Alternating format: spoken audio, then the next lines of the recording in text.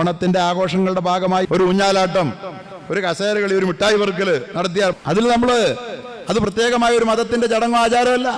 ഓണാഘോഷത്തിന്റെ പേര് നടത്തിയാൽ നമ്മളതിൽ കൂടിയെന്ന് വരും.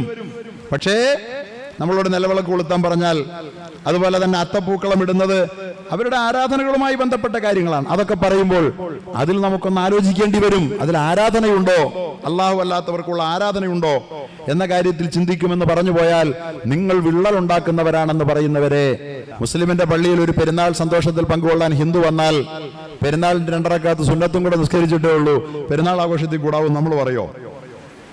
അവൻ കൂടുവോ? അപ്പൊ അത് കുറ്റമാണോ?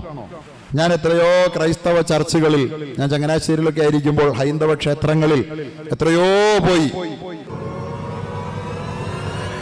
ഓണാഘോഷവുമായി ബന്ധപ്പെട്ട് ഇസ്ലാമിന്റെ നിലപാട്, മതേതരത്വം എന്ന കൺസെപ്റ്റിനോട് ഇസ്ലാമിന്റെ കാഴ്ചപ്പാട് എന്താണ് തുടങ്ങിയ വിഷയങ്ങൾ കൃത്യമായി ഉസ്താദ് അലിയാർ അൽ ഖാസിമി ഇവിടെ വിവരിക്കുകയാണ്. മറ്റു ദൈവത്തെ ആരാധിക്കരുതെന്ന് പറയുമ്പോൾ തന്നെ അധിക്ഷേപിക്കരുതെന്നും ഖുർആൻ പറയുന്നുണ്ട്. അതുകൊണ്ടല്ലേ നമ്മുടെ നബിയെ കുറിച്ചും നമ്മുടെ അള്ളാഹുവിനെ കുറിച്ചും ഒക്കെ ശത്രുക്കൾ എന്തെല്ലാം വൃത്തികേടാ എഴുതുന്നേ. നമ്മൾ ഒരുപക്ഷെ അവരെ തെറി പറയുന്ന ചില കമന്റുകാരുണ്ട് തിരിച്ച്, അത് എഴുതിയവനെ. പക്ഷെ യേശുവിനെ തെറി പറയുന്ന, കൃഷ്ണനെ തെറി പറയുന്ന ഒരു കമന്റ് പോലും നമുക്ക് കാണാൻ കഴിയുമോ? നമ്മളത് എഴുതൂല. എന്താ കാര്യം? മറ്റുള്ള മതസ്ഥരുടെ ആരാധനയുടെ ഭാഗമായി സമൂഹത്തിൽ നിലനിൽക്കുന്നത് എന്തൊക്കെയുണ്ടോ അതിലൊക്കെ മുസ്ലിങ്ങൾ കൂടിയാലേ നിങ്ങൾ മതേതരന്മാരാകൂ എന്നവർ പറയുകയാണ്. എന്തിനാണ് നിലവിളക്ക് കൊളുത്തുന്നത്? നിലവിളക്ക് കൊളുത്തുന്നത് വെളിച്ചത്തിന് വേണ്ടിയാണെന്ന് ചിലർ പറയും. വെളിച്ചത്തിന് വേണ്ടിയാണെങ്കിൽ ഈ പട്ടാപ്പകൽ നിലവിളക്ക് കൊളുത്തോ? ഞാനൊരു വേദിയിൽ ഒരു ചർച്ചിൽ പ്രസംഗിക്കുക, അച്ഛൻ ഒക്കെ ഉണ്ട്, കോൺഗ്രസിന്റെ PSCയുടെ ചെയർമാനായിരുന്ന, നോമിനിയായിരുന്ന PSC ചെയർമാനായിരുന്ന ഡോക്ടർ രാധാകൃഷ്ണൻ, അയാൾ ഞാൻ നിലവിളക്ക് കൊളുത്താത്തതിന്റെ പേരിൽ എന്നെ പരോക്ഷമായി ഭംഗിയായി വിമർശിച്ച ഖുർആനിൽ സൂറത്തുൻ നൂർ, പ്രകാശ സൂറ എന്ന് പറഞ്ഞ അധ്യായമുണ്ട്, അതുകൊണ്ട് വിളക്ക് കൊളുത്തുന്നത് തടസ്സമല്ലെന്ന് എനിക്കറിയാമെന്നൊക്കെ പറഞ്ഞൊരു പ്രസംഗം പുറകെ. ഞാൻ അദ്ദേഹം നിലവിളക്ക് കൊളുത്തിയപ്പോൾ കൈയടിച്ച് സന്തോഷത്തോടെ നിന്നു. കൊളുത്തിക്കോ, നമുക്ക് സന്തോഷമുള്ളൂ, ഞാനതിൽ ചേരുന്നില്ലെന്നേ ഉള്ളത്, ഒരു ആരാധന ഉണ്ടെന്നുള്ളതുകൊണ്ട്. പക്ഷെ അദ്ദേഹം വിമർശിച്ചു, ഞാനതിന് ഭംഗിയായ മറുപടി പറഞ്ഞു. അപ്പോൾ ബഹുമത സമൂഹത്തിൽ നമ്മൾ അള്ളാഹുവിനെ പരിചയപ്പെടുത്തുമ്പോൾ ഉയരുന്ന ചോദ്യങ്ങൾക്ക് വ്യക്തിപരമായി കൃത്യമായ ബോധ്യപ്പെടുന്ന വിധത്തിലുള്ള മറുപടികൾ നാം ശരിയായ നില മനസ്സിലാക്കണം. നമ്മുടെ മേൽ ആരോപിക്കപ്പെടുന്ന ബഹുമത സമൂഹത്തിലെ ഒരു വലിയ വിഷയമാണ്, മുസ്ലിം സമൂഹത്തിന് അവരുടെ മതം മാത്രമാണ് ശരി, അല്ലെങ്കിൽ കൂടുതൽ ശരി, മറ്റുള്ളതൊന്നും ശരിയല്ല എന്ന് വിശ്വസിക്കുന്നു. ഇതിപ്പോൾ അടുത്ത കാലത്തുള്ള ഒരു വലിയ വിഷയമാണ്. അതാണ് കൂടുതൽ ശരി. ഇപ്പൊ നമ്മുടെ സിംസാറുൽ ഹഖ് ഹുദവി എന്ത് പറഞ്ഞു? ഓണാഘോഷത്തിൽ പങ്കെടുക്കുമ്പോൾ അത് വളരെ എന്തായിട്ട് ഡിപ്ലോമാറ്റിക്കായി പങ്കെടുക്കണം എന്ന് പറഞ്ഞപ്പോൾ പിന്നെ പരിഹാസം ചൊരിയുകയാണ്. വിശ്വാസത്തെ ആദരിക്കാൻ നാം പഠിക്കണം. ആ വിശാലതയാണ് യഥാർത്ഥത്തിൽ ഇന്ത്യയെ ഇന്ത്യയാക്കി തീർത്തത്. ഇന്ത്യയുടെ ബഹുസ്വരതയെ പിടിച്ചു നിർത്തിയത് വിശ്വാസങ്ങളെ മാനിച്ചതുകൊണ്ടാണ്. ഇസ്ലാമിനെ ഇന്ത്യ സ്വീകരിച്ചു എന്ന് പറഞ്ഞാൽ ഇസ്ലാമിന്റെ ഏകദൈവ വിശ്വാസത്തെ സ്വീകരിച്ചു എന്നാ. ഏകദൈവ വിശ്വാസത്തെ ഇവിടുത്തെ ജനങ്ങൾ സ്വീകരിച്ചു. ഏകദൈവ വിശ്വാസികളായി ജീവിക്കാനുള്ള സ്വാതന്ത്ര്യത്തെ ഈ രാജ്യം വകവെച്ചു കൊടുത്തു. ഇഷ്ടമുള്ളവർ അത് അംഗീകരിച്ച് ഉൾക്കൊണ്ട് കടന്നു വന്നു. ആരും ആരെയും നിർബന്ധിച്ചില്ല.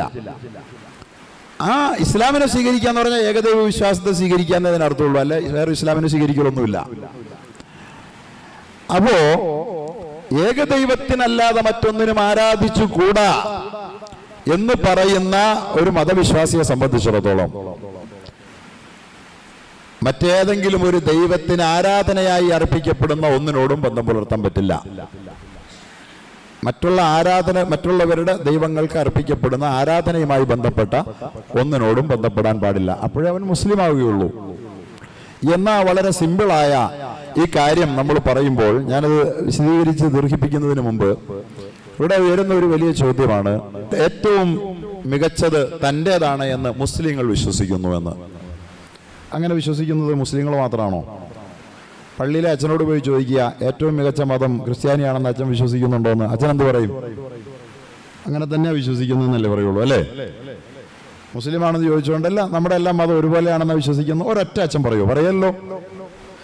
ഒരു ഹിന്ദുവിനോട് പോയി ചോദിക്കുക, മോനെ നീ ഏറ്റവും മികച്ച മതം ഏതാണെന്നാണ് വിശ്വസിക്കുന്നത്? അത് ഹിന്ദു ആണെന്ന് അവൻ പറയുമ്പോഴേ അവൻ ഹിന്ദു ആവുകയുള്ളൂ.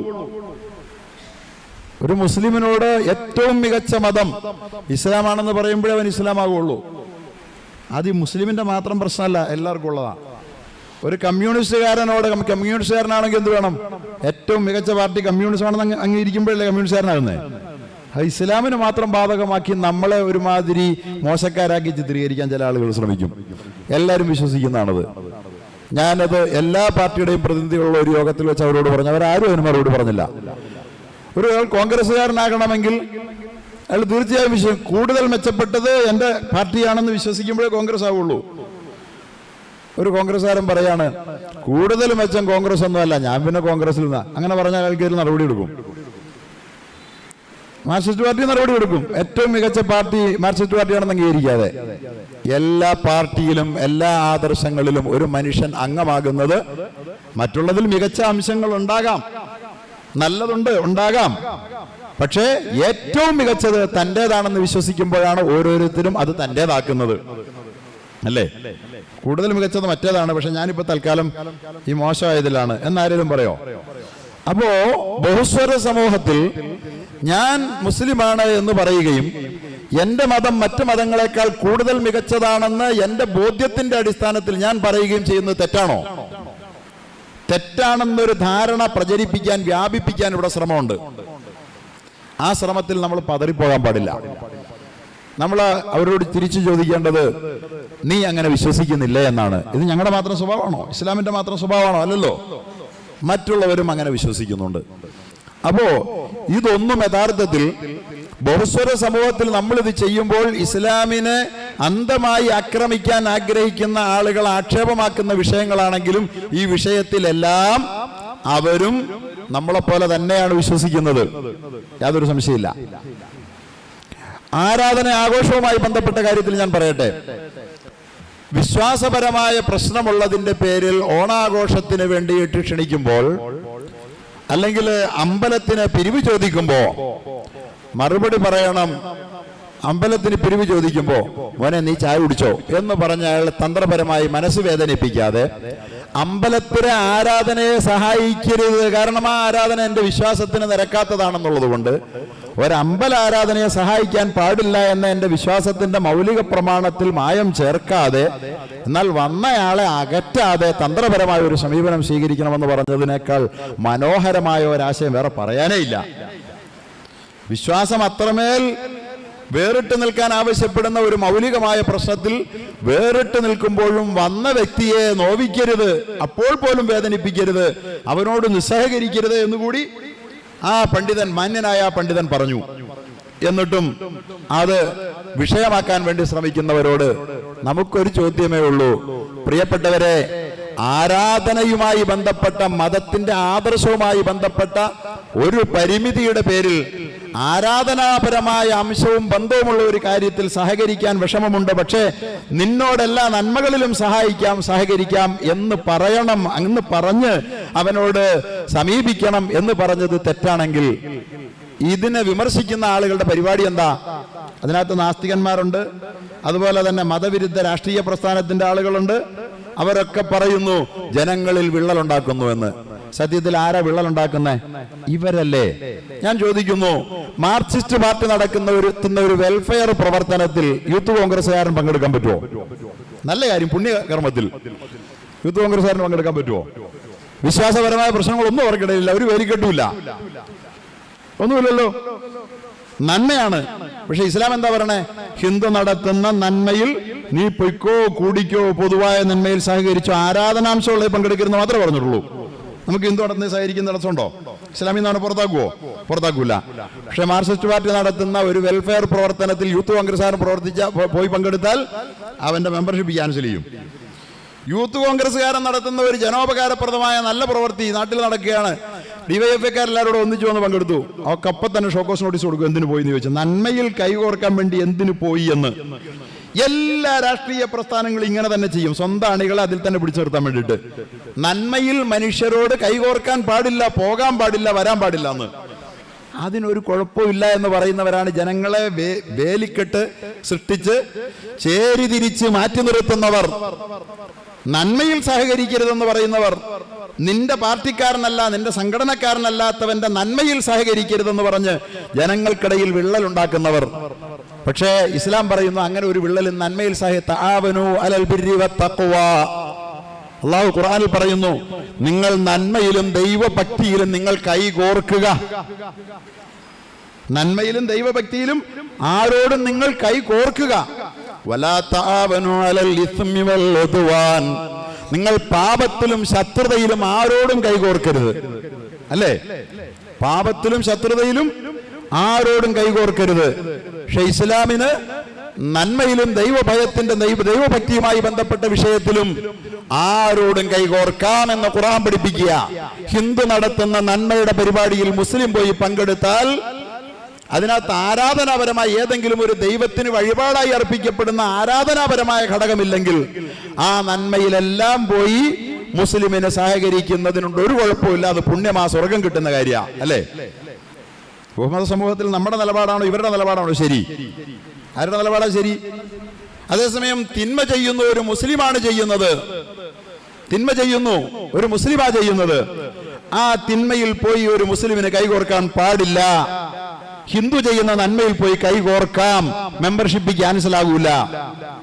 പക്ഷേ ഇതിനെ ചോദ്യം ചെയ്യുന്ന രാഷ്ട്രീയ പ്രസ്ഥാനങ്ങളുടെ, മതനിരാസ പ്രസ്ഥാനങ്ങളിൽ മെമ്പർമാരായവർക്ക് മറ്റേ പ്രസ്ഥാനത്തിന്റെ പൊതു നന്മയിൽ അധിഷ്ഠിതമായ ജനോപകാരപരമായ പരിപാടിയിൽ പങ്കെടുത്താൽ മെമ്പർഷിപ്പ് ക്യാൻസൽ ആകും. തുടരെ പോയ മെമ്പർഷിപ്പ് ഉടനെ ക്യാൻസൽ ആകും, ഉറപ്പാണ്.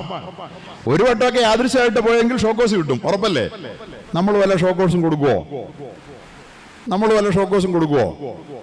നമുക്ക് ആരാധനയുടെ നമ്മളാക്കി തീർക്കുന്ന ആരാധനാപരമായ ഒരൊറ്റ കാര്യത്തിൽ മാത്രം ഷെയർ ചെയ്യും. അപ്പോൾ പോലും അവനെ വേദനിപ്പിക്കരുത്. തന്ത്രപരമായി പറഞ്ഞുകൊണ്ട് അവനോടുള്ള ബന്ധം, മാനുഷിക ബന്ധം നിലനിർത്തുകയും വേണം. അതാ സംസാറുൽ ഖുസ പറഞ്ഞല്ലോ, അങ്ങനെ തന്നെയല്ലേ പറഞ്ഞു അവിടെ വെച്ച്, മാനുഷിക ബന്ധത്തിൽ വിള്ളൽ ഉണ്ടാക്കരുത്. പക്ഷെ ആരാധന ഉള്ളതുകൊണ്ട് അതിൽ ഷെയർ ആകാതിരിക്കാൻ വേണ്ടിയിട്ട് അത് മറ്റെന്തെങ്കിലും ഒരു ആവശ്യത്തിനാണെന്ന് പറഞ്ഞ് സന്തോഷിപ്പിച്ചു വിട്ടേക്കുക. ഇത്ര ഭംഗിയുള്ള മതമാണ്, എത്ര മനോഹരമാണത് ആ ആശയം തന്നെ. അതിനെയാണ് വികൃതമാക്കുന്നത് ആര്? നന്മയിലൊന്നും കൈകോർക്കരുത്, എന്റെ സംഘടനക്കാരൻ എന്റേതിൽ മാത്രം മതി, മറ്റേ സംഘടനയിൽ പോയി കഴിഞ്ഞാൽ ഷോക്കോസാണ്, അല്ലെങ്കിൽ ഡിസ്മിസലാണ്, അല്ലെങ്കിൽ സസ്പെൻഷനാണ് എന്ന് പറയുന്നവർ ആരാ വിള്ളലുണ്ടാക്കുന്ന സമൂഹത്തിൽ? നമ്മളാണോ? മുസ്ലിങ്ങൾ വിള്ളലുണ്ടാക്കുന്നുണ്ടോ സമൂഹത്തിൽ? മറിച്ച് രാഷ്ട്രീയക്കാർ, സംഘടനക്കാർ വിള്ളലുണ്ടാക്കിക്കൊണ്ടിരിക്കുക സമൂഹത്തിൽ. എത്ര നന്മയാണ് അവൻ ചെയ്യുന്നതെങ്കിലും എന്റെ സംഘടന അല്ലെങ്കിൽ ആ സംഘടനയുടെ കൂടൂല. ഇതാണ് തിന്മ. ഇതാണ് തിന്മയെന്ന് ലോകത്തോട്, ബഹുമത സമൂഹത്തോട്, ബഹുമത മാത്രമല്ല ബഹുവായി പലതായി എന്തെല്ലാം സംരംഭങ്ങൾ സമൂഹത്തിൽ നിലനിൽക്കുന്നോ അതൊക്കെയുള്ള സമൂഹത്തിൽ ആളുകളൊക്കെ അനുവർത്തിക്കേണ്ടുന്ന നയം ഇതാണ്: നന്മയിൽ കൈകോർക്കുക. ഇസ്ലാമിന്റെ നയം വളരെ കൃത്യമാണ്. എന്താണ്? മതമാണെ കൂടുക, മതത്തിന്റെ വെളിയിലാണെ കൂടണ്ടെന്നല്ലാണോ? മറിച്ച് തആവനു അലൽ ബിർരി വത്തഖ്വാ, നന്മയിലും ദൈവഭയത്തിലും കൈകോർത്ത് പിടിച്ചോളൂ, കൈകോർത്ത് പിടിച്ചോളൂ. വലാ തആവനു അലൽ ഇസ്മി വൽ ഉദ്വാൻ, തിന്മയിലും ശത്രുത, വിദ്വേഷം വ്യാപിപ്പിക്കുന്നതിലും നിങ്ങൾ ആരോടും കൈകോർക്കരുത്. ഇതാണ് ഇസ്ലാമിന്റെ ബഹുമത സമൂഹത്തിലുള്ള സമീപനത്തെക്കുറിച്ചുള്ള വളരെ കൃത്യമായ മാനിഫെസ്റ്റോ ആണിത്, ഇതിന്റെ ഡെഫിനിഷനാണിത്. ഖുർആൻ ഒരു വാക്കൊക്കെ അങ്ങ് പറയുമ്പോൾ അതിന്റെ കാനുകാലിക പ്രസക്തിയൊക്കെ വാസ്തവത്തിൽ ഇപ്പോഴാണ് നമുക്ക് തെളിഞ്ഞു വരുന്നത്. എന്തോ എന്നേ പറഞ്ഞു വെച്ചതാണ്. എന്താണ് നിങ്ങളുടെ നയം? ഇത് നമ്മൾ നമ്മുടെ സമുദായത്തിലുള്ളവരും ചിന്തിക്കണം, സമുദായത്തിലെ രാഷ്ട്രീയക്കാരും ചിന്തിക്കണം. ആര് നന്മ ചെയ്താലും അത് സംഘടനാ തത്വത്തിന് ചേരാത്തതാണ്. സംഘടനാ തത്വം യൂറോപ്യൻ്റെതാണ്. സംഘടനാ തത്വത്തിന് തെറ്റാണ്, ഒരു സംഘടനക്കാരൻ മറ്റേതിന് കൂടാൻ പാടില്ല. പക്ഷെ ഇസ്ലാമിക തത്വത്തിന് അത് അനുകൂലമാണ്, അത് കൂടാതിരിക്കുന്നത് ഇസ്ലാമിക തത്വത്തിൽ തെറ്റുമാണ്. അങ്ങനല്ലേ? ഏതാണ് കൂടുതൽ ലിബറൽ? ഏതാണ് കൂടുതൽ ഉദാരം? ഏതാണ് കൂടുതൽ മനുഷ്യത്വപരമായത് എന്ന് നമ്മൾ ഓരോരുത്തരും മനസ്സിലാക്കണം. അതുകൊണ്ട് ഇസ്ലാമിനെ ബഹുമത സമൂഹത്തിൽ മോശമായ ഒരു മതമാണ്, പിടിവാശിക്കാരുടെ മതമാണ്, ആളുകൾക്കിടയിൽ വിള്ളലുണ്ടാക്കുന്ന മതമാണ് എന്നൊന്നും പ്രചരിപ്പിക്കാൻ വേണ്ടി ശ്രമിക്കുന്നവർ അവർ സ്വയം അവരവരെന്താണ് ചെയ്തുകൊണ്ടിരിക്കുന്നത് എന്ന കാര്യത്തിൽ ഒരല്പം തിരിഞ്ഞു ചിന്തിക്കാത്തവരാണ്. അവർ ചെയ്യുന്നത് എന്താണ്? അവർ കൃത്യമായ വിള്ളലാണ് ഉണ്ടാക്കുന്നത്. നാം വിള്ളൽ ഉണ്ടാക്കുന്നില്ല, നമുക്ക് വിള്ളൽ ഉണ്ടാക്കാൻ കഴിയുകയുമില്ല. ഖുർആൻ അള്ളാഹു പറയുന്നത് എന്താ? ലാ യൻഹാകുമുല്ലാഹ് ഇത് സൂറത്തു മുംതഹനയാണ്.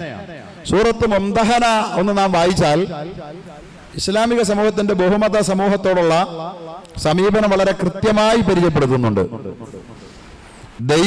മറ്റു ദൈവത്തെ ആരാധിക്കരുതെന്ന് പറയുമ്പോൾ തന്നെ അധിക്ഷേപിക്കരുതെന്നും ഖുർആൻ പറയുന്നുണ്ട്. അതുകൊണ്ടല്ലേ നമ്മുടെ നബിയെ കുറിച്ചും നമ്മുടെ അള്ളാഹുവിനെ കുറിച്ചും ഒക്കെ ശത്രുക്കൾ എന്തെല്ലാം വൃത്തികേടാ എഴുതുന്നത്. നമ്മൾ ഒരുപക്ഷെ അവരെ തെറി പറയുന്ന ചില കമന്റുകാരുണ്ട് തിരിച്ച്, അത് എഴുതിയവനെ. പക്ഷെ യേശുവിനെ തെറി പറയുന്ന, കൃഷ്ണനെ തെറി പറയുന്ന ഒരു കമന്റ് പോലും നമുക്ക് കാണാൻ കഴിയുമോ? നമ്മളത് എഴുതൂല. എന്താ കാര്യം? നമ്മുടെ ഖുർആനാണ്. ലാ തസുബ്ബുല്ലദീന യദ്ഊന മിൻ ദൂനില്ലാഹ് ഫയസുബ്ബുല്ലാഹ അദ്വൻ ബിഗൈരി ഇൽം. അല്ലാഹു അല്ലാത്ത ആരാധ്യരെ ആരാധിക്കുന്നു, അങ്ങനെയുള്ള ദൈവങ്ങളെ, മറ്റുള്ളവർ ആരാധിക്കുന്ന അവരുടെ ആരാധ്യ വസ്തുക്കളെ നിങ്ങൾ അധിക്ഷേപിക്കരുത് എന്നുകൂടിയുണ്ട്. അല്ലാഹ് അല്ലാതെ ആരാധിക്കരുത്, കരുതി വിട്ടുവീഴ്ചയൊന്നുമില്ല. പക്ഷെ അല്ലാഹ് അല്ലാത്ത ആരാധിക്കുന്ന ആരാധ്യ വസ്തുക്കളെ നിങ്ങൾ അധിക്ഷേപിക്കുകയും വരുത്. എത്ര മനോഹരം, എത്ര നല്ല സമീപനമാണ് ഇസ്ലാമിൻ്റെ, അല്ലേ? അവരെ നിങ്ങൾ ആക്ഷേപിക്കാനൊന്നും പോകരുത്, പക്ഷെ അതിനെ ആരാധിക്കാനും പോകരുത്. അതിപ്പോൾ നമ്മുടെ ബോധ്യത്തിൻ്റെ പ്രശ്നമാണ്. അങ്ങനെ ഒരു ദൈവം അള്ളാഹു അല്ലാത്ത, ഈ പ്രപഞ്ചാതീത ശക്തിയായ അള്ളാഹു അല്ലാത്തൊരു ദൈവമില്ല. സർവത്തിനും പോന്നവനായ, അണുവിനെയും അണ്ടകടാഹത്തെയും സൃഷ്ടിച്ചവനായ അവൻ ഒരു സെക്കൻഡ് വേണ്ട, അസിസ്റ്റന്റ് വേണ്ട. അവൻ സർവശക്തനാണ്. അതുകൊണ്ട് ഒരു രണ്ടാമനില്ലാത്ത അള്ളാഹുവിന് പകരം ഒരു രണ്ടാമനെ വെച്ച് നിങ്ങൾ ആരാധിക്കരുത്. അതില്ലാത്തതാണ്, ആ സങ്കല്പം ശരിയല്ലാത്തതാണ് എന്ന് നമ്മൾ പറയുന്നു എന്നുള്ളതല്ലാതെ മറ്റുള്ളത് ആരെയെങ്കിലും മറ്റുള്ള ആളുകൾ ആരാധിക്കുന്നെങ്കിൽ അവരെ നിങ്ങൾ അധിക്ഷേപിക്കണമെന്നല്ല, അധിക്ഷേപിക്കരുതെന്ന് പഠിപ്പിക്കുന്നു ഖുർആൻ. അതോടൊപ്പം പറയുന്നു ലാ യൻഹാകുമുല്ലാഹ് അനില്ലദീന ലം യുഖാതിലൂകും ഫിദ്ദീൻ. മതവിഷയത്തിൽ നിങ്ങളോട് യുദ്ധം ചെയ്യാത്തവരുടെ കാര്യത്തിൽ അല്ലാഹു നിങ്ങളെ വിലക്കുന്നില്ല. വലം യുഖ്രിജൂകും മിൻ ദിയാരികും. നിങ്ങളെ ഭവനരഹിതരാക്കി നിങ്ങൾ താമസിക്കുന്ന നിങ്ങളുടെ പാർപ്പിട കേന്ദ്രങ്ങളിൽ നിന്ന് പുറന്തള്ളുകയും ചെയ്യാത്തവരുടെ കാര്യത്തിൽ അള്ളാഹുവിന് വിലക്കില്ല. അൻതബറുഹും വതുഖ്സിതു ഇലൈഹിം. അവർക്ക് നന്മയും ഉപകാരവും ചെയ്യുകയും അവരോട് നീതിപൂർവം പെരുമാറുകയും ചെയ്യുന്ന കാര്യത്തിൽ യാതൊരു വിലക്കും അള്ളാഹുവിന്റെ ഭാഗത്ത് നിന്നില്ല. എത്ര മനോഹരം! നീ ആരോടാണ് ഇത് പാടില്ലാത്തത്? എന്നിട്ട് അള്ളാഹു പറയുന്നു ഇന്നമാ യൻഹാകുമുല്ലാഹ്. അള്ളാഹു ആരോടാ വിലക്ക് ഏർപ്പെടുത്തുന്നത്? ആരുടെ കാര്യത്തിലാണ്? അനില്ലദീന ഖാതലൂകും ഫിദ്ദീൻ. മതത്തിന്റെ കാര്യത്തിൽ നിങ്ങൾ അള്ളാഹുവിന്റെ മതത്തിന്റെ വക്താക്കളായി പോയെന്ന ഒരൊറ്റ കാരണത്തിന്റെ പേരിൽ, തികച്ചും വംശീയമായ വിരോധത്തിന്റെ പേരിൽ നിങ്ങളോട് ഏറ്റുമുട്ടാൻ വരുന്നവർ, ഇങ്ങോട്ട് ഏറ്റുമുട്ടാൻ വരുന്നവരോട് നിങ്ങൾ സഹകരിക്കരുതെന്ന് അള്ളാഹു പറയുന്നുള്ളൂ. വഅഖ്റജൂകും മിൻ ദിയാരികും. നിങ്ങളുടെ താമസ കേന്ദ്രങ്ങളിൽ നിന്ന് ഒരു തെറ്റും ചെയ്യാത്ത നിങ്ങളെ പുറത്താക്കിയവർ. ജൂതന്മാരതല്ലേ ചെയ്തത്? ഫലസ്തീനിൽ അവരുടെ സ്വന്തം പിറന്ന നാട്ടിൽ നിന്നല്ലേ അവരെ പുറത്താക്കിയത്? അങ്ങനെയുള്ള അസാമിലും കാശ്മീരിലും ഒക്കെ ചെയ്തുകൊണ്ടിരിക്കുന്നത് ജനിച്ചു വളർന്ന നാട്ടിൽ നിന്ന് പുറത്താക്കുകയാണ്. അത്തരം ഭീകരന്മാരോട് ഉള്ള സമീപനത്തിലാണ് നിങ്ങൾ അകലം പാലിക്കണമെന്ന് പറയുന്നത്, അല്ലാത്ത ഇത്തരം കാര്യങ്ങൾ ചെയ്യാത്തവരോടല്ല. വലാഹറു അലാ ഇഖ്റാജിക്കും. പുറത്താക്കിയവരോടും പുറത്താക്കാൻ കൂട്ടുനിന്നവരോടും അവരോട് മാത്രമേ നിങ്ങൾ അകലം പാലിക്കണമെന്ന് അല്ലാഹു തആല പറയുന്നുള്ളൂ. അവരെ നിങ്ങൾ മിത്രങ്ങളാക്കരുതെന്ന് അല്ലാഹു പറയുന്നുള്ളൂ. അവരെ നിങ്ങൾ മിത്രങ്ങളാക്കി അവരോട് നിങ്ങൾ കപടമായി കൈകോർത്ത് ഇസ്ലാമിക സമൂഹത്തിന്റെ വികാരധാരയെ വഞ്ചിക്കരുത്. അവരുടെ വേദനകളെ നിങ്ങൾ ഒറ്റുകൊടുക്കരുത് എന്നേ നിങ്ങളോട് പറയുന്നുള്ളൂ. എന്ന് മനസ്സിലായില്ലേ? അങ്ങനെയും ചില നടത്തുന്നുണ്ട് ഇവിടെ, അങ്ങനെയുമുണ്ട് ചില പരിപാടികൾ. അത് ചെയ്യരുത്, അത് ചെയ്യുമ്പോൾ പ്രശ്നമാണ് എന്നേ അള്ളാഹു പറയുന്നുള്ളൂ. അതുകൊണ്ട് ബഹുമത സമൂഹത്തിൽ നമ്മുടെ ആചാരാനുഷ്ഠാനങ്ങളിൽ നമ്മൾ മറ്റുള്ളവരോട് സഹകരിക്കുന്ന കാര്യത്തിൽ ഒക്കെയുള്ള നമ്മുടെ നിലപാടുകൾ പറയുമ്പോൾ അതിൽ ഇത്രയേ ഉള്ളൂ: ഹിന്ദുവിൻ്റെതോ ക്രിസ്ത്യാനിയുടേതോ മുസ്ലിമിൻ്റെതോ എന്നല്ല. ആദർശവിരുദ്ധവും ബഹുദൈവ ആരാധനയുടെ അംശമുള്ളതും മതവിരുദ്ധവുമായ ഒരാഘോഷത്തിലും ഹിന്ദുവിൻ്റെതായാലും പങ്കെടുത്തുകൂടാ, ക്രിസ്ത്യാനിയുടേതായാലും പങ്കെടുത്തുകൂടാ, മുസ്ലിമിൻ്റെതായാലും പങ്കെടുത്തുകൂടാ എന്നാണ് നമ്മുടെ കാര്യത്തിലെ അഭിപ്രായം. പെരുന്നാൾ ആഘോഷിക്കുക മുസ്ലിങ്ങൾ, ഏതെങ്കിലും അവനിഷ്ടപ്പെട്ട ഒരു മൂർത്തിയെ കൊണ്ടുവന്ന് വെച്ച് ഇന്നത്തെ നമുക്ക് പെരുന്നാൾ ഇങ്ങനെയും കൂടെ ആക്കി കളയാം, ഒരു മതസൗഹാർദ്ദത്തിന് വേണ്ടി എന്ന് പറഞ്ഞിട്ട് മുസ്ലിങ്ങൾ ഒരു ആഘോഷം നടത്തി, നമുക്കത് കൂടാവോ? അത് മുസ്ലിമാണോ നോക്കിയിട്ടല്ല, അതിൽ അള്ളാഹു അല്ലാത്ത യഥാർത്ഥ ദൈവം, ഈ പ്രപഞ്ചത്തിന്റെ പരാശക്തിയായ അള്ളാഹ് പടച്ചവൻ അല്ലാത്ത ഒരാളെയും നിങ്ങൾ ആരാധിക്കരുതെന്ന് അള്ളാഹുവിന് നിർബന്ധമുണ്ടെന്ന് അള്ളാഹു പഠിപ്പിച്ച ആ ആരാധനയ്ക്ക് വിരുദ്ധമായി അള്ളാഹുവിന്റെ അഭീഷ്ടത്തിനെതിരായി ഒരാരാധനാ പ്രക്രിയയുടെ ഭാഗമായി നമ്മൾ മാറാൻ അടിമകൾ എന്നുള്ള നിലയിൽ, സൃഷ്ടികൾ എന്നുള്ള നിലയിൽ നമുക്ക് അവകാശമില്ലാത്തത് കൊണ്ട് മാത്രമാണ്. അതിൽ കൂടരുത്. അതോടൊപ്പം തന്നെ മുസ്ലിമീങ്ങള് കുപ്പി പൊട്ടിച്ച് ഒരു പെരുന്നാൾ ആഘോഷിച്ചാൽ കൂടാമോ? മുസ്ലിങ്ങളുടെ ആഘോഷം കൂടാവോ? മതവിരുദ്ധമായത് അതിലുണ്ട്, കൂടാൻ മേല. അത് ഹിന്ദുവിന്റെയും ക്രിസ്ത്യാനിയുടെയും കാര്യത്തിൽ മാത്രമല്ല, മുസ്ലിമിന്റെ ആഘോഷത്തിലും കൂടാൻ പാടില്ല. ഇതാണ് നമുക്ക് അക്കാര്യത്തിലുള്ള നിലപാട്. നമുക്കത് ഹിന്ദുവായി എന്നുള്ളത് കൊണ്ടോ ക്രിസ്ത്യാനിയായി എന്നുള്ളത് കൊണ്ടോ അല്ല, ബഹുദൈവാരാധനാപരമായ അംശം എവിടെയുണ്ടോ അതിനോട് നാം ചേരരുത്. മതം പഠിപ്പിക്കുന്ന മതമൂല്യങ്ങളിൽ നിന്ന് അകന്നുകൊണ്ടുള്ള ആഘോഷങ്ങൾ എവിടെയുണ്ടോ അത് ഹിന്ദു നടത്തിയാലും ക്രിസ്ത്യാനി നടത്തിയാലും മുസ്ലിം നടത്തിയാലും നാം കൂടരുത് എന്നുള്ളതാണ് നമ്മുടെ നിലപാട്. നന്മകൾ പ്രവർത്തിക്കുന്നവരാരായാലും, അതേത് പാർട്ടിക്കാരനായാലും ഏത് മതക്കാരനായാലും നിങ്ങൾക്ക് അവരോട് കൈകോർക്കാം. മെമ്പർഷിപ്പ് ഷോക്കോസ് ഇല്ല, സസ്പെൻഷൻ നോട്ടീസ് ഇല്ല, ഡിസ്മിസ് ചെയ്യൂല. പക്ഷെ മറ്റുള്ളവർ തങ്ങളുടെ സംഘടനക്കാരല്ലാത്തവർ നടത്തുന്ന നന്മകളിൽ തന്റേതല്ലാത്ത രാഷ്ട്രീയ സംഘടനക്കാരൻ, മതസംഘടനക്കാരൻ പങ്കെടുത്താൽ ഷോക്കോസ് ഉണ്ട്, സസ്പെൻഷൻ ഉണ്ട്, ഡിസ്മിസൽ ഉണ്ട്. ഇതൊക്കെ മനുഷ്യബന്ധങ്ങളിൽ സൃഷ്ടിക്കുന്ന വിള്ളലാണ്. ഇസ്ലാമിന് അങ്ങനെ ബന്ധങ്ങളിൽ വിള്ളൽ സൃഷ്ടിക്കുന്ന പരിപാടിയേ ഇല്ല. ആശയപരമായി വിയോജിക്കുമ്പോഴും മാനുഷിക ബന്ധങ്ങളെ ഊഷ്മളമാക്കി മുന്നോട്ട് പോകണമെന്ന് എത്രയോ ഹദീസുകൾ ഞാൻ എന്തിനു പറയണം? എന്താണ്? നിന്റെ അയൽക്കാരൻ ഹിന്ദുവോ ക്രിസ്ത്യാനിയോ ജൂതനോ ആരുമായി കൊള്ളട്ടെ, അവൻ പട്ടിണി കിടക്കുന്നു എന്നറിഞ്ഞിട്ട്, അറിയാതെയാണ് ഒന്നും ചെയ്യാനില്ല. അന്ന് ഹദീസിലുണ്ട്, ലൈസൽ മുഅ്മിനുല്ലദീ യശ്ബഉ വജാറുഹു ജാഇഉൻ ഇലാ ജംബി വഹുവ യഅലം. അവൻ അറിയാം എന്റെ അയൽക്കാരൻ ഇന്ന് പട്ടിണിയാണെന്ന്, എന്നിട്ട് അവൻ വയറ് നിറച്ചുണ്ടു എന്നതുകൊണ്ട് തന്നെ അവൻ കൊടും പാപിയാണ്, അവൻ സ്വർഗാവകാശിയാകുന്നില്ല, അവൻ മുഅ്മിനല്ലെന്ന് പറഞ്ഞാൽ അവന് സ്വർഗമില്ല. എന്താ കാര്യം? അയലത്തെ അയ്യപ്പൻ അല്ലെങ്കിൽ അപ്പച്ചൻ പട്ടിണിയായിരുന്നു, ഇവൻ വയറ് നിറച്ചുണ്ടു, അതാണ് പ്രശ്നം. എൻ്റെ കയ്യിൽ ഭക്ഷണം ഉണ്ടായിരുന്നു, വയറ് നിറയ്ക്കാനുള്ള ഭക്ഷണം ഉണ്ടായിരുന്നു. അപ്പോൾ അവൻ എന്ത് ചെയ്യണം? അവനത് പകുക്കണം, എന്നിട്ട് അരവയർ അവൻ ഉണ്ണണം, അരവയർ അപ്പുറത്ത് കൊടുക്കണം. ഇദാ തബഖ്ത മിർഖതൻ ഫഅക്സിർ മാഅഹാ വതആഹദ ജീറാനക. ഇദാ തബഖ്ത മിർഖ, നീ വീട്ടിലൊരു കറി വെച്ചാൽ ഫഅക്സിർ മാഅഹാ, അതിന്റെ ചാറ് പെരിപ്പിക്കുക. കഷണമൊക്കെ പെരിപ്പിക്കാൻ ചിലപ്പോൾ കഴിഞ്ഞൊന്നും വരില്ലല്ലോ, ഇച്ചിരി മീനുണ്ടാവുള്ളൂ, ചിലപ്പോൾ 1 കിലോ ആയിരിക്കും അവന്റെ കുടുംബ ബഡ്ജറ്റിനനുസരിച്ച്. അല്ലെ, ഇത്തിരി മാംസം എന്ത് ചെയ്യാ? എന്റെ ചാറ് പെരിപ്പിക്കുക. വതആഹദ ജീറാനക, എന്നിട്ട് നിന്റെ അയൽക്കാരനെയും അതിൽ പങ്കുകൂട്ടുക. എത്ര മനോഹരമായ ആശയം! എവിടെയാണ് അകലം പാലിക്കാൻ ഈ മതം പഠിപ്പിക്കുന്നത്? ആരാണ് ഈ മതത്തെ ഇങ്ങനെ തെറ്റിദ്ധരിപ്പിക്കാൻ ശ്രമിക്കുന്നത്? ഓണാഘോഷത്തിൽ നമ്മൾ മതവിരുദ്ധമായ അംശമില്ലാത്ത ഓണാഘോഷത്തിൽ നാം പങ്കെടുത്തിട്ടുണ്ട്. ഓണത്തിന്റെ ആഘോഷങ്ങളുടെ ഭാഗമായി മതവിരുദ്ധമായ അംശങ്ങളില്ലാത്തതിൽ നാം ഇപ്പോഴും പലതിലും പങ്കെടുക്കുന്നുണ്ട്. ഒരു ഊഞ്ഞാലാട്ടം, ഒരു കസേരകളി, ഒരു മിഠായി പെറുക്കല് നടത്തിയാൽ നമുക്ക് പരാതി ഉണ്ടോ? അതിൽ അത് പ്രത്യേകമായ ഒരു മതത്തിന്റെ ചടങ്ങോ ആചാരമല്ല. ഓണാഘോഷത്തിന്റെ പേര് നടത്തിയാൽ നമ്മളതിൽ കൂടിയെന്ന് വരും. പക്ഷേ നമ്മളോട് നിലവിളക്ക് കൊളുത്താൻ പറഞ്ഞാൽ, അതുപോലെ തന്നെ അത്തപ്പൂക്കളം ഇടുന്നത് അവരുടെ ആരാധനകളുമായി ബന്ധപ്പെട്ട കാര്യങ്ങളാണ്. അതൊക്കെ പറയുമ്പോൾ അതിൽ നമുക്കൊന്ന് ആലോചിക്കേണ്ടി വരും. അതിൽ ആരാധനയുണ്ടോ, അള്ളാഹു അല്ലാത്തവർക്കുള്ള ആരാധനയുണ്ടോ എന്ന കാര്യത്തിൽ ചിന്തിക്കുമെന്ന് പറഞ്ഞു പോയാൽ, നിങ്ങൾ വിള്ളലുണ്ടാക്കുന്നവരാണെന്ന് പറയുന്നവരെ യഥാർത്ഥത്തിൽ പിഴച്ചത് നിങ്ങൾക്കാണ്.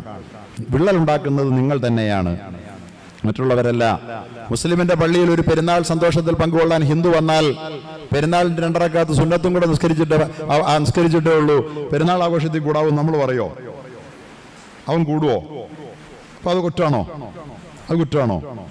ഞാൻ എത്രയോ ക്രൈസ്തവ ചർച്ചുകളിൽ, ഞാൻ ചങ്ങനാശ്ശേരിയിലൊക്കെ ആയിരിക്കുമ്പോൾ ഹൈന്ദവ ക്ഷേത്രങ്ങളിൽ എത്രയോ പോയി.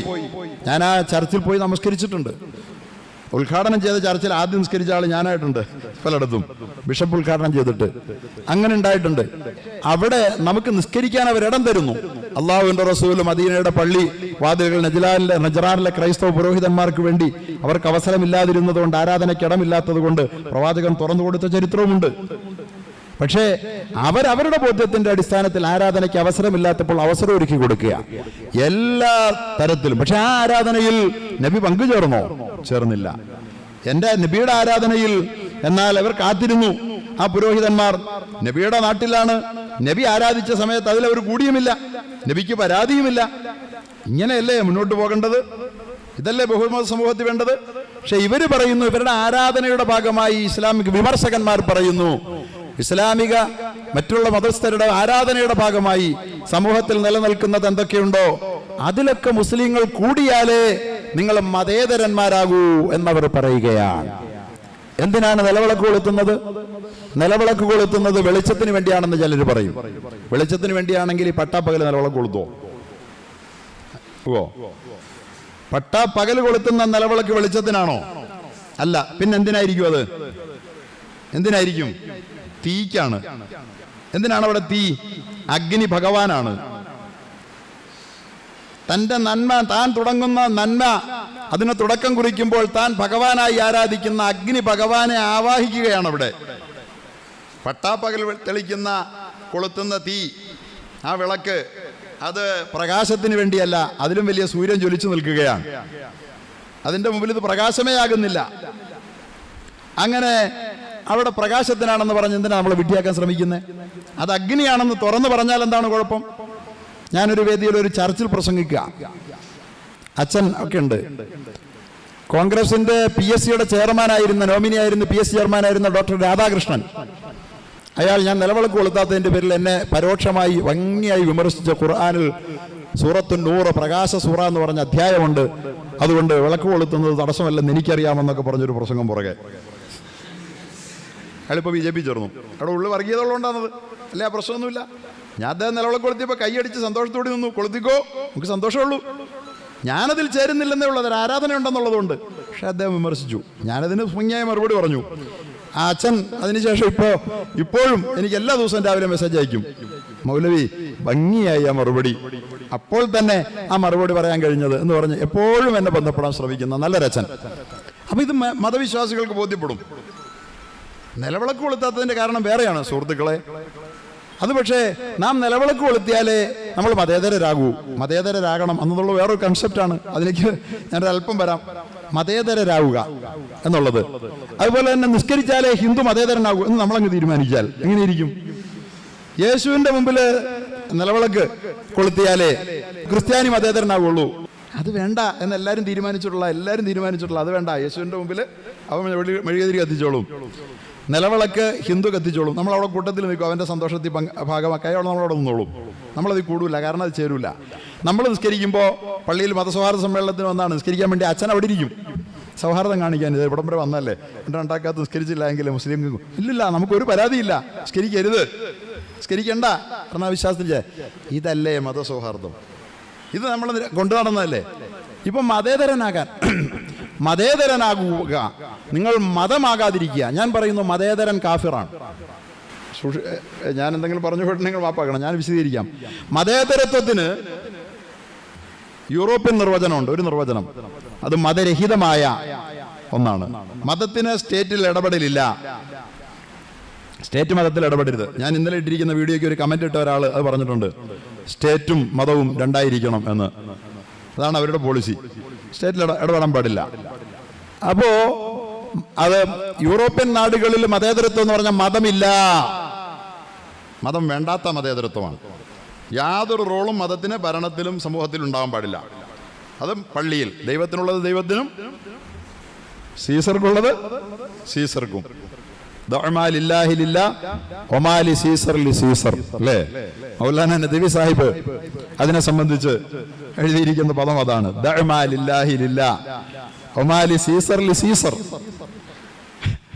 എന്ന് അദ്ദേഹം അതിന്റെ ആ മുദ്രാവാക്യത്തെ അറബിയിൽ രേഖപ്പെടുത്തിയത് ഞാൻ കണ്ടു. അപ്പോ എന്ന് പറഞ്ഞുകൊണ്ട് മതത്തിന് ഒരു റോളും ഇല്ല. ആ മതേതരത്വം അല്ല ഇന്ത്യ സ്വീകരിച്ചത്. ഇന്ത്യ സ്വീകരിച്ച മതം, ഇന്ത്യ എന്ന് പറയുന്ന ഇന്ത്യ അല്ല, ഇന്ത്യയിലെ ജനങ്ങളല്ല, ഇന്ത്യ രാജ്യം സ്വീകരിച്ച നയം എന്താണെന്നറിയാമോ? മതനിരപേക്ഷത എന്ന് പറഞ്ഞാൽ സ്റ്റേറ്റിനൊരു മതമില്ല, എല്ലാ മതത്തോടും തുല്യ സമീപനം. ഒരു മതം സ്റ്റേറ്റ് രാഷ്ട്രത്തിന്റെ ഭാവനയിൽ, രാഷ്ട്രത്തിന്റെ കാഴ്ചപ്പാടിൽ ഒരു മതത്തിന് മറ്റൊരു മതത്തെക്കാൾ മഹത്വമില്ല. രാഷ്ട്രത്തിന്റെ നയമാണത്. മതേതരത്വം വ്യക്തിയുടെ നയമല്ല. ഇപ്പൊ എല്ലാരും പറയണത് ഞാനൊരു മതേതരനാണ്, ഞാൻ വലിയ മതവാദിയുമല്ല, നീ കാഫിറാണ്. കാരണം ഈ രണ്ട് നിർവചനം വെച്ചും, ഒന്ന് മതം ഇല്ലാത്ത മതനിരാസം കാഫിറല്ലേ? സംശയമുണ്ടോ? മതമില്ലേ കാഫിറല്ലേ? ഒരു മതത്തിന് മറ്റൊരു മതത്തെക്കാൾ കൂടുതൽ പ്രാധാന്യം ഇല്ലെന്ന് കൽപ്പിച്ചാൽ അവൻ കാഫിറല്ലേ? ഇസ്ലാമിന് ക്രിസ്ത്യാനിയേക്കാൾ കൂടുതൽ പ്രാധാന്യമില്ല എന്ന് കൽപ്പിച്ചാൽ അവൻ കാഫിറല്ലേ? അപ്പൊ വ്യക്തിക്ക് മതേതരനാകാൻ പാടില്ല, അവൻ കാഫിറാകും. രാഷ്ട്രത്തിന്റെ ഏറ്റവും മികച്ച നയമാണ് മതേതരത്വം. രാഷ്ട്രത്തിന് ഒരു മതത്തോടും പ്രത്യേകിച്ച് കൂറില്ല. സെക്യുലറിസം, മതേതരത്വം എന്ന് പറയുന്നത് വ്യക്തിയുടെ നയമല്ല, പിന്നെ എന്തിൻ്റെയാ? രാജ്യത്തിന്റെ നയമാണ്. നമ്മുടെ രാജ്യത്തിന്റെ ഏറ്റവും മനോഹരമായ നയമാണത്. ഏത് രാജ്യത്തിനും അങ്ങനെ ഒരു നയം സ്വീകരിക്കുന്നത് നല്ലതായിരിക്കും, മറ്റുള്ളവർക്ക് അത് സഹായകമായിരിക്കും. പക്ഷേ ഒരു ഇസ്ലാമിക രാഷ്ട്രത്തിന് അങ്ങനെ വേണമെന്ന് ഞാൻ പറയില്ല. കാരണം എന്താ കാര്യം? മറ്റു മതസ്ഥരെ സംബന്ധിച്ചിടത്തോളം ഒരാൾ നല്ലവനാകാൻ, മറ്റുള്ളവർക്ക് നന്മ ചെയ്യൽ അവന്റെ മതേതരത്വമാണ്. ഇസ്ലാമിനോ അതവന്റെ മതമാണ്. ഇസ്ലാമിന് എന്താണ്? അതവന്റെ മറ്റുള്ളവന്, ഹിന്ദുവിനും ക്രിസ്ത്യാനിക്കും നന്മ ചെയ്യുക എന്ന് പറയുന്നത് മറ്റുള്ളവർക്ക് മതേതരത്വമായിരിക്കാം, നമുക്കതെന്താണ്? മതമാണ്. അതുകൊണ്ട് മതേതരനാകേണ്ട, ബഹുമത സമൂഹത്തിൽ നല്ലവനായി ജീവിക്കാൻ മുസ്ലിമിന് എന്തായാൽ മതി?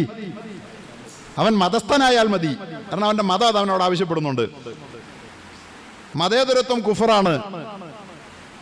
മറിച്ച് ഒരു മുസ്ലിമിന് എല്ലാ വിഭാഗം ജനങ്ങളോടും ഏറ്റവും നല്ല നിലയിൽ പെരുമാറി അവന്റെ പ്രീതിഭാജനമായി നന്നായി നിഷ്പക്ഷ ബുദ്ധികളായ ആളുകൾക്കിടയിൽ സ്നേഹ സാന്ത്വന സമീപനങ്ങളോടുകൂടി ജീവിക്കാൻ ഇസ്ലാമിന്റെ മതം മതി.